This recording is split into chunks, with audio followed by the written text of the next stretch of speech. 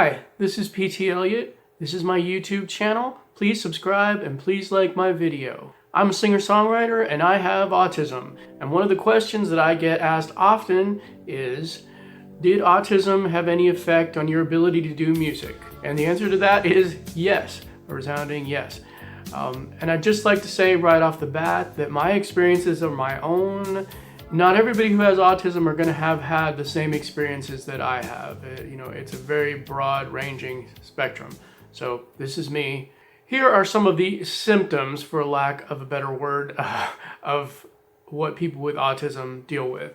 Trouble with social cues, difficulty regulating emotion, and deep knowledge of one particular topic, something like, say, the music industry. So yeah, I definitely fell into these categories. I'm not trying to make any kind of case and say, oh, if it wasn't for my autism, like I'd have a huge music career or something like that. I don't think that at all. I'm just saying that this is my reality. This is the person that I was and I still am. Autistic children grow up to be autistic adults. Definitely what I would say the one that I think affected me the most was a deep knowledge of one particular topic or industry.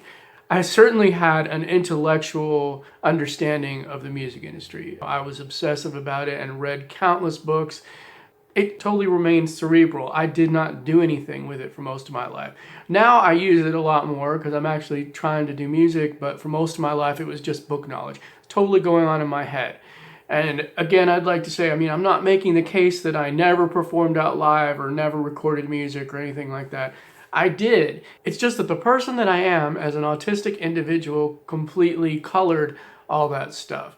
I was always very introverted, and it's an industry where you do probably a lot better if you're less introverted, and I just wanted to sit in a room and not interact with people and write songs and kind of have my secret career.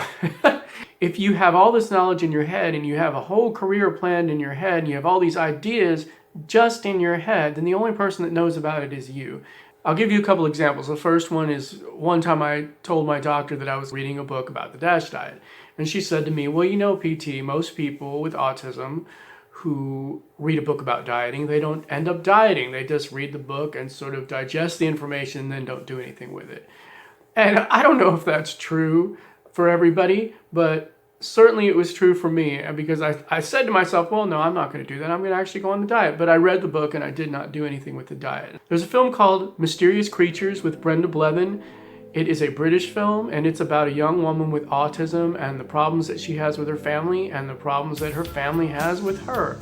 She's a very difficult individual. At one point in the movie, she has bought a whole closet full of shoes.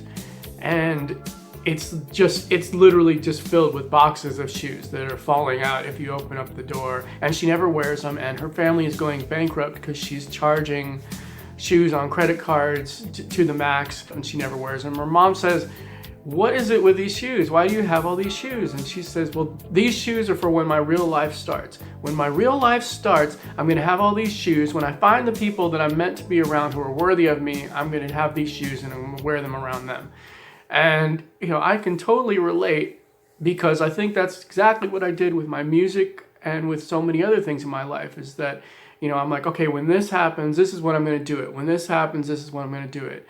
When my real life starts, then I'm going to do music. And what I would say to the girl in that movie, and what I wish I could say to myself in the past, is that, well, no, your real life has already started. Your real life started the day that you were born. It's going on right now. There's not going to be a day when your real life starts, because you're already there. So if you're not actively doing what it is that you want to do in a real way, in real time, where other people can see it, then you're pretty much not doing it. Because again, I'll say, if you just have a career, or if you have desires, or if you have ideas going on in your head, and they're just going on in your head, then you're the only person that can see that. My real life has started. My real life is now. I have to actively engage with others. And that is what this YouTube channel is about. So this is therapy in a way for me. I'm actually doing this. I'm doing it in a way that people can see it. It's not just going on in my head. So that's important to me. So that's it. Please subscribe to my channel. Please like my video. And anybody who has any questions, just feel free to leave them in the comments or email me. Anyways, See you later. Have a great week.